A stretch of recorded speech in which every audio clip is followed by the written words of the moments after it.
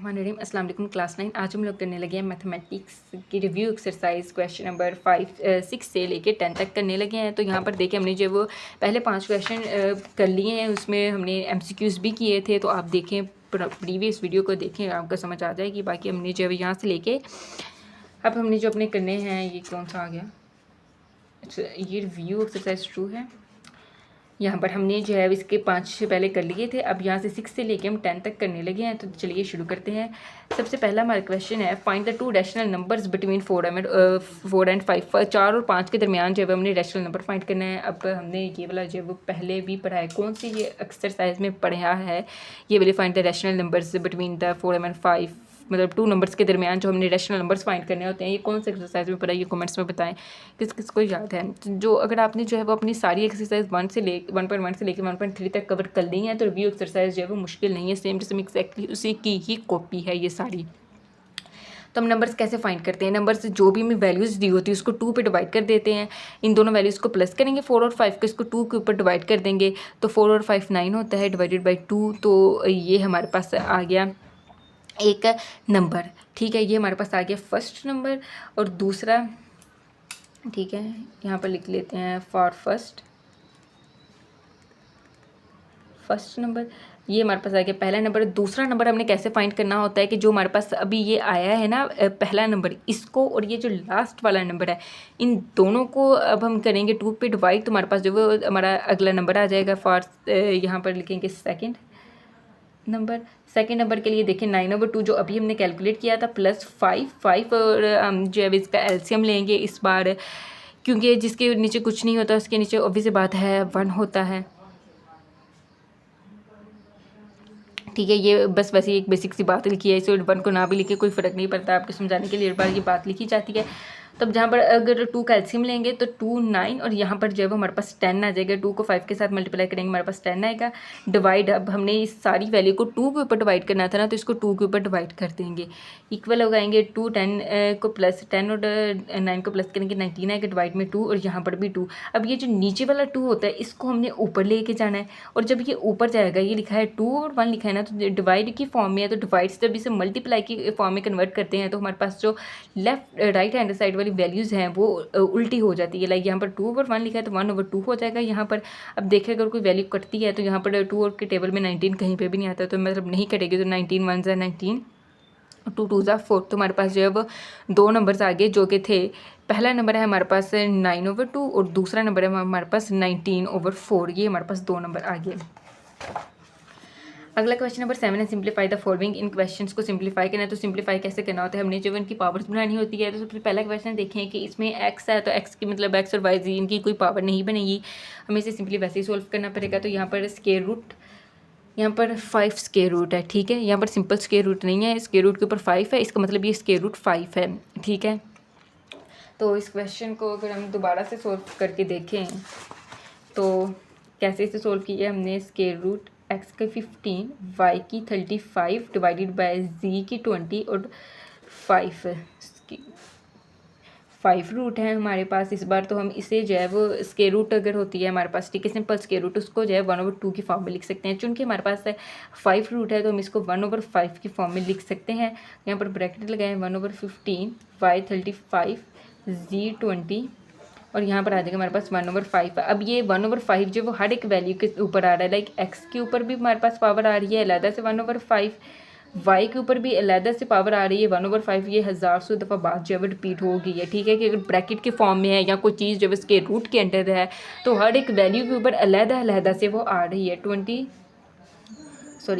z की power 20 और ये आ गया हमारे पास 1/5। तो 5 के टेबल में ये 3 के ऊपर कैंसिल आउट हो जाएगा, और ये किसके ऊपर कैंसिल होगा, ये होगा हमारे पास 7 के ऊपर, है ना। तो ये 5 4 20 जब 4 के ऊपर हो जाएगा तो हमारे पास इसका आंसर आ जाएगा x की पावर 3 मल्टीप्लाई y की पावर 7 आ जाएगी, और z की पावर जो है वो हमारे पास 4 आ जाएगी। तो यही हमारा जो है वो आंसर आ जाएगा, x की 3, y की 7 एंड z की 4। सिंपल सा ये क्वेश्चन था, क्योंकि हमारे पास ये इस तरह के थे ना, ये वाली वैल्यूज़ के हमारे पास इसकी वो बनेगी क्या। अगर 27 है तो 27 जो है अब तो रट गया होगा कि 27 जो हमारे पास 3 का क्यूब होता है 27, तो 3 का क्यूब 27 2x है। अब ये इसके साथ मल्टीप्लाई होकर 6x हो जाएगा। अब ये स्क्वायर रूट क्यूब रूट है, स्क्वायर रूट नहीं है क्योंकि स्क्वायर रूट के ऊपर क्यूब है, क्यूब रूट है तो इसे 1/3 की फॉर्म में लिख सकते हैं। तो इस 3 को जब 6 के साथ कैंसिल आउट करेंगे हमारे पास 2 आ जाएगा, तो 3 2x जो है वो हमारा इसका आंसर आ जाएगा। अगला क्वेश्चन देखें, 6 3n + 2 डिवाइडेड बाई 3n + 1 - 3, इसको जो है हमने अब सोल्व करना है। तो यहाँ पर देखें कि इस तरह के जो क्वेश्चन है ना जिनके ऊपर जिनकी पावर आधी n है, आधी 2 की फॉर्म में, आधी डिजिट्स की फॉर्म में, आधी जो है वो कैटेगरी फॉर्म में है, तो हम इसमें क्या करेंगे कि कोई चीज़ जो है वो देखें कि कौन सी चीज़ यहाँ से कहीं से कॉमन निकले और वो एक दूसरे के साथ कैंसिल आउट हो जाए। अब देखिए यहाँ पर दोबारा से करते हैं, क्या क्वेश्चन है, 6 3 की power n + 2 divided by 3n + 1 - 3n, ये हमारे पास क्वेश्चन है। 6 है, अब ये 3n + 1 है ना, तो इसको हम इस फॉर्म में भी लिख सकते हैं, ये मल्टीप्लाई हो रहे हैं 3n × 3 2। ये यहाँ पर देखिए बेस सेम है, बेस सेम होती है, हमारी पावर्स ऐड हो जाती हैं, तो n + 2 ये वापस से यही फॉर्म बन जाएगी, ठीक है। यानी कि हम 3n + 2 को इस फॉर्म में लिख सकते हैं और इसको इस फॉर्म में भी लिख सकते हैं। अब यहाँ पर नीचे देखिए, नीचे भी यही काम हमने करना है, बेस सेम है तो पावर ऐड हो जाएगी n, और ये +1 को अलग कर लेंगे -3n।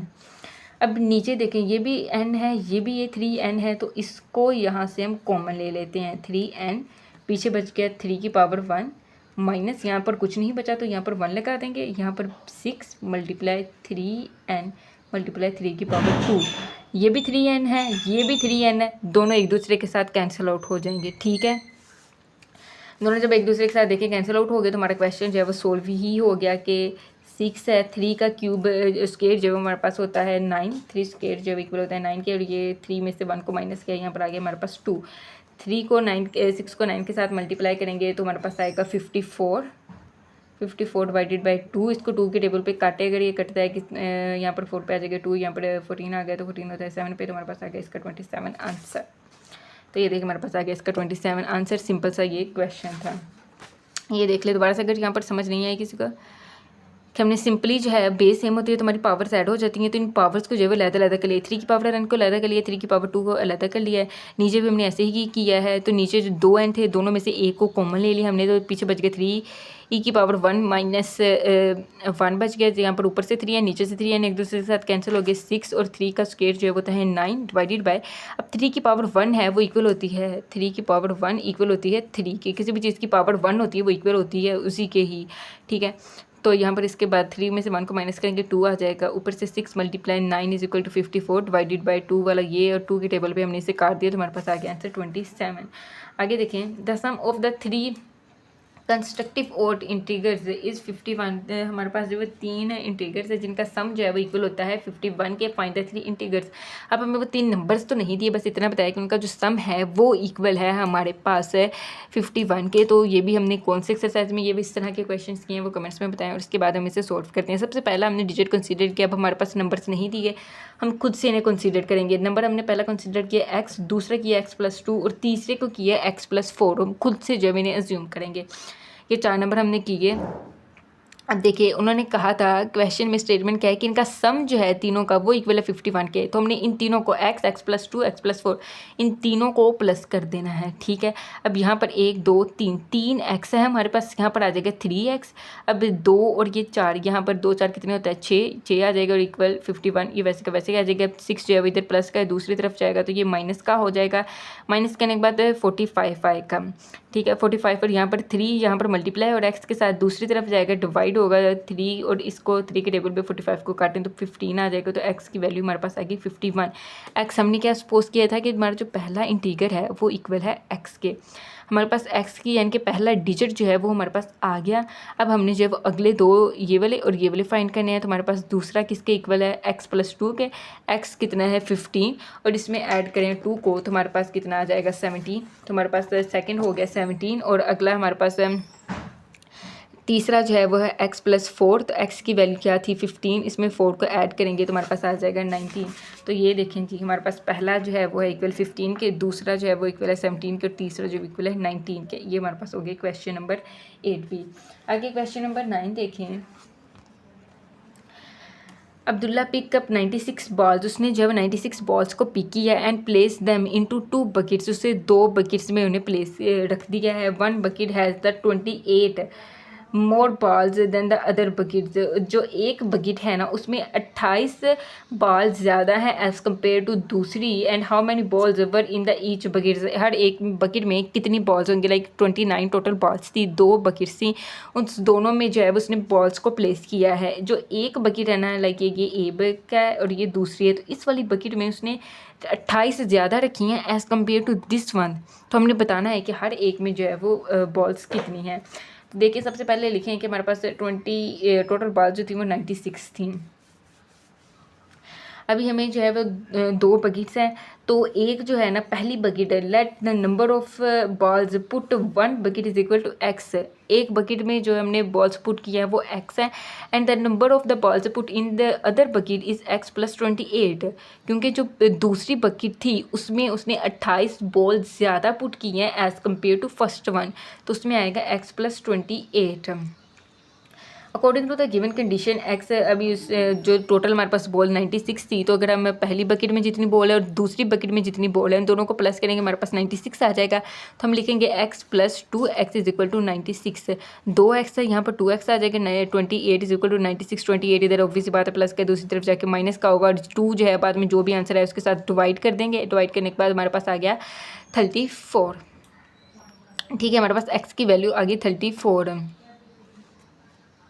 ये वाला 2 इधर नहीं आई, ठीक है, ये 2 इधर 68 के साथ डिवाइड जब होगा तो 68 6 के ऊपर आता है, 3 के ऊपर आता है 6 और 4 के ऊपर आता है 8, 2 के टेबल में तो 34 आ गया हमारे पास x की वैल्यू।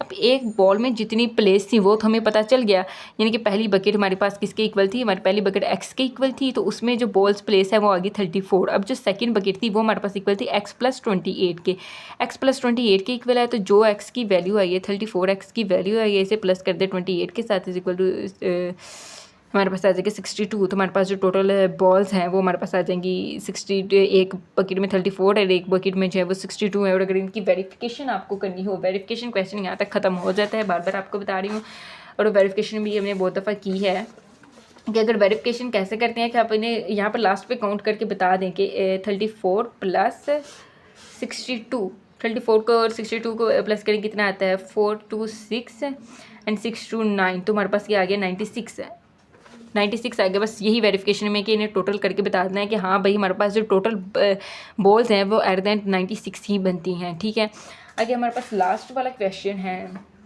यहाँ तक वीडियो अच्छी लगी है तो वीडियो को लाइक, ठीक है। सलमा इन्वेस्टेड 3,50,000, उसने जो 3,50,000 रुपये इन्वेस्ट किए इन बैंक, एक बैंक में, विच पेड सिंपल प्रॉफिट, उसने जो बैंक जो है वो उसे सिंपल प्रॉफिट पे करता है एट द रेट ऑफ 7/4% पर एनुअली, जो है वो उसे इतना प्रॉफिट मिलता है, यानी कि इंटरेस्ट उसे इतना मिलता है। आफ्टर 2 ईयर्स, 2 साल बाद, the rate was increased at 8%, rate जो है वो इंक्रीज़ हो गया 8% से। Find the amount she had at the end of the 7 year, 7 साल के बाद जो है वो उसे कितनी अमाउंट उसके पास होगी, हमने वो फाइंड करना है। लाइक इतने जो उसने बैंक में पैसे इन्वेस्ट किए हैं, बैंक जो है उसने उसे हर साल यानी कि 2 साल तक जो है उसे इतना सूद दिया, बाद में 2 साल बाद जो है उसने सूद बढ़ा दिया जो कि हो गया 8%।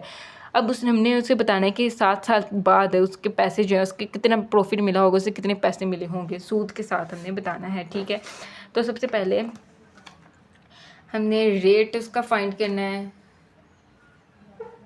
तो वो सबसे पहले इसको इस वाली इक्वेशन को सॉल्व करते हैं जो कि हमारे पास 7/4, ठीक है। 7 को 4 के साथ मल्टीप्लाई करेंगे, 4 के साथ मल्टीप्लाई करने के बाद हमारे पास आता है 28, 7 4 28 होता है, उसके बाद 1 के साथ इसे ऐड कर देंगे, 29 आ जाएगा, 29/4% आ गया।